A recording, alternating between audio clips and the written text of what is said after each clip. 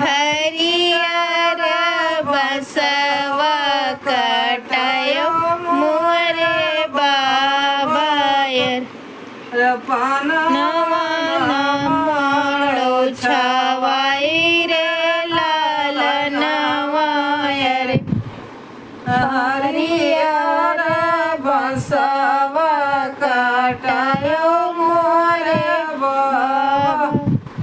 अरे पनवा नमाड़ो छवाई रे लाल नवायर पनवा नमाड़ो छवाई रे लालन वही माड़ो बैठे है भैया हो कवन रामा जो है बहिनिया कैरा रे लालनवा वही माड़ो बैठे है भैया हो कवन रामा अधिया खाए बहिनिया कैरा रे लालनवा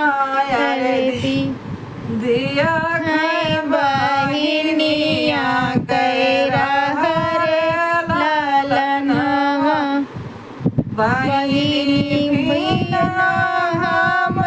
निक ना लागे अरे किए मोरा कलसा गोठाई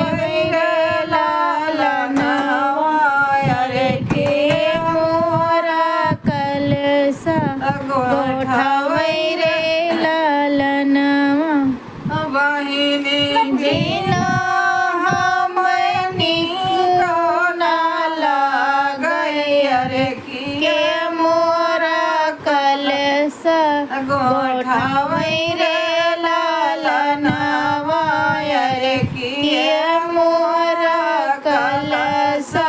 गोठाई रे लालन दौरे से उठे है भैया हो कवन रामा सुनो धन वचनी हमारी रे लालनवा अरे सुनो धन वचनी हमारी रे लालनवा आवती बटी धन बहुमरी बहिनिया रे गर्भ वचन नहीं बोले रे लालनवा रे कठिन का वचन नानी बोले रे लालनवा आई है नदी दुआरा पर पहुँची अरे भाई है मड़ुआ माठाड़ी रे लालनवा अरे भाई है मड़ुआ माठाड़ी रे लालनवा वही नदी हो चौन पीढ़ैया अरे गोठाओ कलसा हमार रे लालनवा अरे गोठाओ कलसा हमार रे लालनवा कौदियो भौजी है कलसा गोठाई अरे कौदियो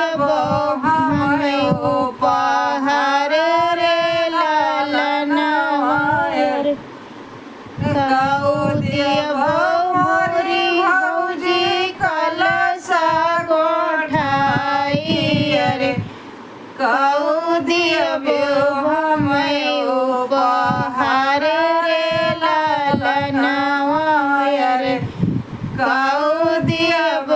हमें उपहार रे लालनवा कलसा गोठाई नदी सी कर दिया बे अरे जब बेटा बेही घर आमै रे लालनवा रे जब बेटा बेही घर आमै रे लालनवा कलश गोठाई नदी कंगना दिया रे जब बहुवर यही घर आमै रे लालनवा अरे बहुवन यही घर आमै रे लालनवा बेटवा भी यही घर आई मोरी भौजी अरे दई दियौ गवा हमार रे लालनवा बेटवा बियाही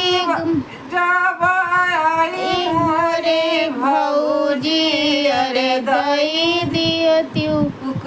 गवा हमार रे लालनवा